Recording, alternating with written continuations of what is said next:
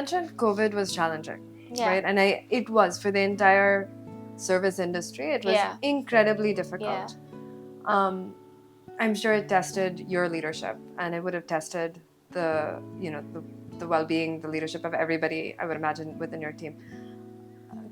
Have there been other moments of challenge for you? So, so the lessons that I learned when I started Mitti have helped me throughout the journey of Mitti. And some of the things that I have picked up.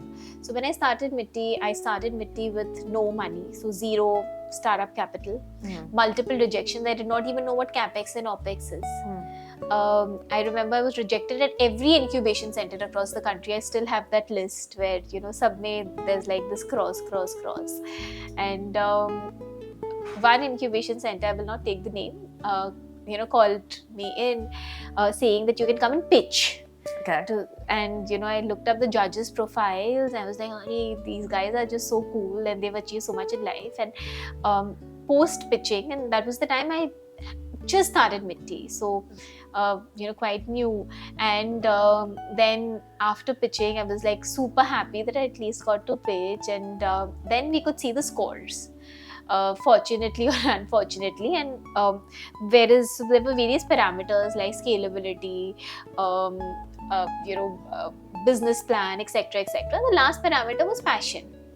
And we could see our scores, and 3 of the judges, all achieved a lot in life, gave me the same score. Okay. 5 being the highest, 1 being the lowest. What would you guess they gave me on passion? I mean, seeing you, they should have given you a 5.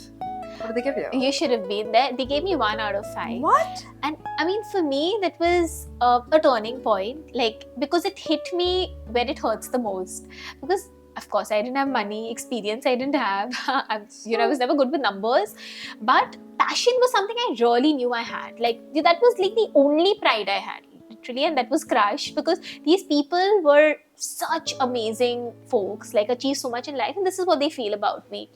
And that was definitely like one of my lowest points, but that really got me to my potential. When I realized, and that was the day I had to decide whether I pack my bags and go to Hubli to continue my journey, because that's when an organization called Deshpande Foundation said that I can come, and money they'll not give, networks they will see, but what they can give me is this tin shed with a disclaimer that it's full of generations of rats, whether you want to make that into your first cafe. So, and that was the time, and just before that I had pitched here in Bangalore. That was the time I had to decide whether I should go to Hubli. And which is when I realized, and this lesson has helped me till date, that the battles outside, no money, no networks, all of that can be taken care of. But it is the inner battles that are the most difficult. And when I say that, often your heart will tell you what to do, that your mind will advise you against. So listen to your heart then, and which is exactly what I did. So having a rhino skin, very important, gende ka chamda. And when I continued my journey, I realized a lot of people would glorify that you have to have like a very good idea for it to be a success. It has to be like a very unique idea and all of that. I was always taught this, but I mean, what we're doing in Mitti is so simple. I mean, what is so great about it? It's a cafe run by wonderful people with disabilities and community driven. That's it. Like, even if you want to sell potatoes or tomatoes or pens, the idea can be as simple as possible, but it is, and I'll repeat this, it is 99% implementation, and 1% the idea for success. I could not agree more. Yes. And it is about, from the very beginning, I realized that I cannot do things on my own. So I kept my ego at home. And I always believed that every day could be an improvement. And so for me, leveraging the power of the community to grow exponentially was something that I realized from the very beginning, because I didn't have anything, like I didn't have money. So I had to set up my first cafe. What did I do? I went from door to door, house to house, shop to shop, asking people not to give me money, because looking at me, nobody would give me money. So right from the spoon, second-hand oven, second-hand fridge, tissue papers. It all came from the community. Really? From people I didn't know in Hubli. Wow. The local electrician, I was bargaining with him on the phone that, so we got a second-hand fridge from a professor and that conked off. So I, was bargaining with this local electrician there that, 600 is too much, uncle, please 400.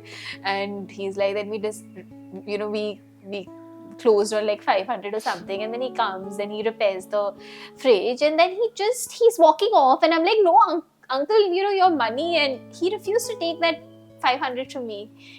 I mean, after seeing what we were doing, he saw some of our candidates who would be working at our first cafe, and he said, nahi, namaste, and that was his, while we have CSR supporting us today, but it was, the power of the community. Like the local printer, Shrikant uncle, now he's in Bangalore. I remember he was in Hubli then, and I went to him and I didn't have money, and I asked him to translate this into Kannada, and I was also bargaining with him that, uncle, itna mein hi kar do. And he came to know what we were doing, and he said, beta, abhi mat pay karo, don't pay me now, but when you start earning, pay me double. So that was the deal that we struck. I said, okay, theek hai. And so Shrikant uncle also contributed. The local vegetable vendors came to know what we were doing. I didn't even reach out to them. They came to know, and they got me, like 2 of them, they got me baskets, which turned into our lampshades. So it is the power of the community. And fast forward when all our cafes shut down, right? Yeah. I realized that is the only thing I can utilize to survive. So and the community was, of course, people, the community within Mitti, right? Like, we could raise, about 15, like, about, how much do we, about 15 million in less than 20 days. And, with the aim that at least we're going to send, like, money to the accounts of our team members with disabilities and so many of our trainees who had lost their jobs during COVID, and life would be like easy. Then we could strategize as to what we could do. So we raised the money from the community, right from 20 rupees to lakhs is what the community supported us with. As the ownership passed on, so my pitch has always been that you all own Mitti Café, and their dreams, everything that they could potentially do is what the community can contribute to. And I remember on Milab getting messages that I have also lost my job, but this is all that I can contribute now. When I find a job, I'll contribute even more. So it was like the community helped us sail. So we sent that money into the accounts of our team members, and our problem started then. The calls after calls from our team members saying, we don't want money sitting at home. We want to come out there, work and earn with dignity. Because they just couldn't sit at home anymore. And then, which is when Karuna Meal started, which was a different vertical altogether. We didn't have time to think. We were like, okay, now Mitti Café was only within corporates pre-COVID. We're like, okay, fine. Where? So Mitti Cafes need to be outside corporates because all corporates are now in hibernation. So we started Mitti Cafes in hospitals. We started gifting as a vertical because there were so many talents that earlier our focus was only Mitti Café, and then we like Mitti Good Gifts started. And it was not just about Mitti Café then, because we realized that the ecosystem was suffering. So many non-profits, so many stakeholders in the non-profits, so talented. There was no physical selling, so we created an online platform where other non-profits could also benefit from the networks that we had, like all corporate networks, so corporates would buy from us. And we started Mitti Cafes, as I mentioned, in hospitals, in all in public spaces, in airports, and organically things just started falling into place. Amazing. And the key to this has been about believing in your people, providing them that ownership, and having faith in the community. Yeah, it's interesting because I think the 2 things. One is that I've in the philanthropic world in India, I find that philanthropy happens in a very different way than it happens in the West, right? And exactly as you're saying, right, communities coming together to support each other. That is how true philanthropy in India works, and I think it's really beautiful because it's not necessarily seen through that Western lens of like you must give like big amounts into universities and this and that, and which is all good. There's a place for that. But I think what's beautiful about Indian society is that people really do come together. And I remember during COVID, you actually did see the best of people. And I remember that being quite beautiful. Because there were moments when we were all losing a lot of hope. But to see communities coming together and fighting for each other, and I mean, that was COVID. But of course, even as you're saying, to support each other, to just, to uplift people that, they don't have to do that. But they came together and they were giving you this and that and supporting you and the people who worked in your cafes. I think that's really beautiful. The other thing that I was just thinking about is sort of the parallels between Tamara and Mitti Café, in that, we also do something which has existed for centuries, right? Hotels have existed. But it is the perspective on what you can do and the impact that you can make on people's lives, and in our case also the environment. That is what makes us distinctive, right? We're doing the same thing. We are serving guests, we are providing good service, all of that. It is something like the fundamentals of the business are exactly what they've always been. But it's this realignment of value system to say that there's so much more that you can achieve by being by looking at it differently and saying that, hey, listen, we can be more inclusive in our thought process, right? In inclusion of, I mean, in our case, we're very inclusive of the local community. We have goals and targets in relation to ensuring that local communities are extremely well represented in our hotels. But it's incredible, because these are transformative ideas that shouldn't actually be transformative. This should be the norm, right? What you're saying in terms of inclusion. It should be the norm. It shouldn't be questioned. And it should have always been there. But I think what's really amazing with what you're doing is that you are redefining and, almost adjusting the perspective on what's possible and how it is to do well while also doing good. And I find that quite beautiful.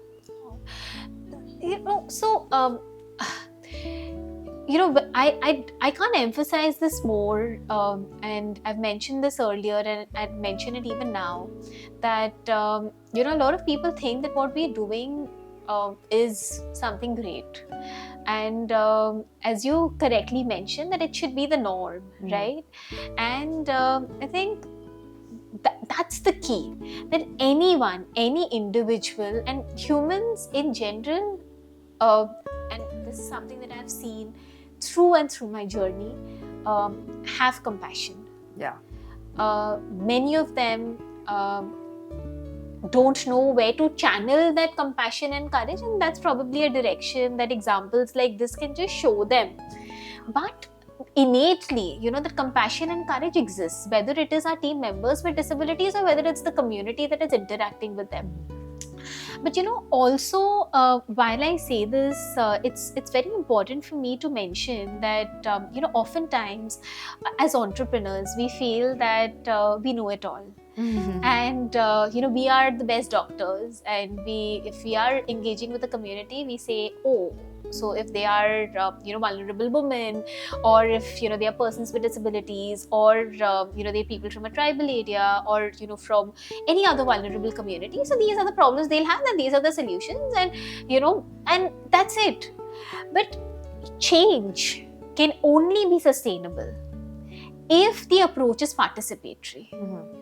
When you pass on the ownership baton to your stakeholders, I mean, I hate to call them beneficiaries. They are stakeholders. They are equal partners, and they exactly know, what their problems are. They know what the solutions could be, and when you involve them, give them that basic dignity, basic importance to be a part and of, to be heard. I think to be heard and be a part of the solution actively. Then the results are phenomenal. I mean, what we've seen at Mitti, like scale for me, like whenever I reflect back, like we couldn't have, like from our first cafe was that table and that umbrella. Mm-hmm. And that kitchen was the dilapidated tin shed full of generations of rats, to being the largest chain of cafes in the world to be completely managed by adults with disabilities. How is it possible? It could never have been possible unless there were multiple owners who really took this up as their cause and not as a 9 to 5. And that's something that can absolutely be replicated by other organizations also, by valuing your people, giving them that importance, not treating them like cattle. Yep, absolutely. And you'll just, like, even, when we talk about policy, you can have the best of policies in any country regarding disability, regarding women, but it'll never work out unless there is a mindset change. For example, something as simple as, oh, if there is nutritional iron deficiency, then what's the solution? Give them iron pills. Is that the solution? The solution is that there is gender disparity. There is, if there is a girl child and if there is a boy child, then there is preference given to that boy child, whether it's in terms of the land rights or nutrition. That has to be dealt with. Yeah. Not, the solution cannot be to give them iron pills. Yeah. And that's the same thing that we apply at Mitti Café. The solutions come in from the team. The ownership is, again, they feel that they own the cafe, and hence we've been able to scale.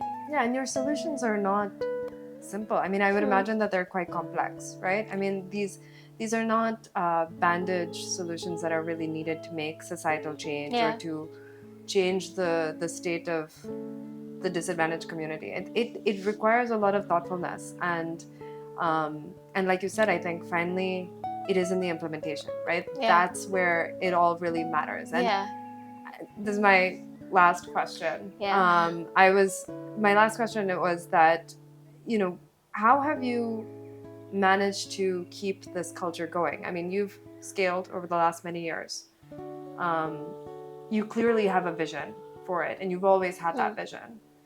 You have people that are now stakeholders. Yeah. But it is difficult, right? Every organization goes through this transformation of being small to medium to large, and you're one person. And of course, I understand you have that team underneath you, but you need to still instill that empathy and that compassion that we spoke about at the beginning. And that doesn't necessarily come naturally everywhere all the time. So how have you managed to ensure that culture remains intact, and how are you thinking about it for the future as you continue to scale? So, what I've always believed in, that any culture, whether it's a culture of silence, whether it's a culture of violence, whether it's a culture of honesty, of dishonesty, once the difficult part is to set that culture and get that into motion.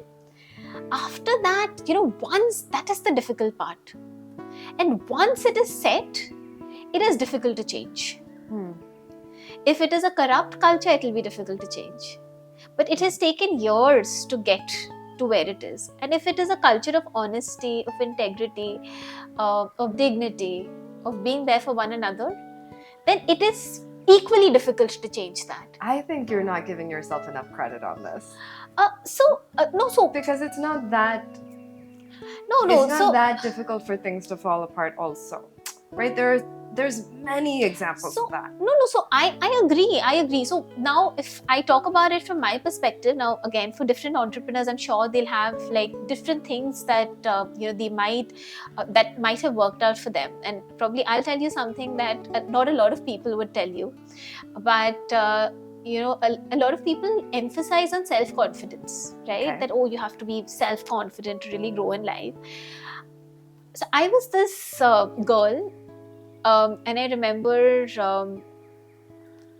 that same pitch that I was talking about, and if you get selected, then you get incubated, otherwise you don't get incubated. So for incubation, when I just started my idea, it was just basically Mitti Café was an idea. I remember there were like 26 organizations that were pitching, and everybody wanted to go first and complete their thing. I was so scared that, what am I going to speak? Just was so nail biting for me. I decided to go 26th. Okay. I'm going to learn from everyone. And even like, when after the 25th, I was like, should I go or not? So I was never this person who naturally had confidence. Contrary to what a lot of people might think that, oh, she's very confident, she can speak on stage, she's, falana dimka. But I was never like, even today, after starting so many Mitti Cafés, even the next Mitti Cafe, I'm like, oh, like there are so many things that can go. So that's the kind of person I am. Not a very confident person from within. But how have I combated it? I've realized that if you tie your camel, you have to put in effort, right? Even if you have 0% confidence, still put in effort. Be humble about the whole thing and have 100% faith you will still make it. Okay. And that is something that has always worked out for me. I mean, like things which have not been very logical, right? Like you just imagine that, like our first picture, if you see, and I still have that picture, it was basically that table which was donated by the community, that broken umbrella which was donated by the community, tea flask labeled as tea flask, from I got an exercise book from someone, tore the thing, scissor from someone, sellotape from the community, and that was tea, labeled as tea. To today, we are, as I mentioned, one of the largest chain of cafes in the world to be managed by adults with disabilities. Today we have our presence inside the Supreme Court of India, which was inaugurated by the Chief Justice. We had the President of India, Draupadi Murmu ma'am, inaugurating our cafe inside the Rashtrapati Bhavan.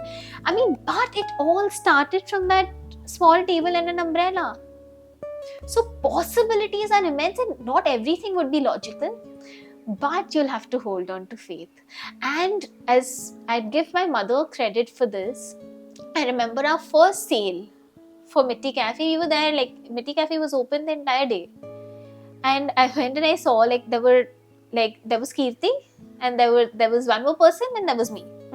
So they were there. We had that small table, and I realized that we had, I think, in that entire day sitting, we had done some like 150 rupees.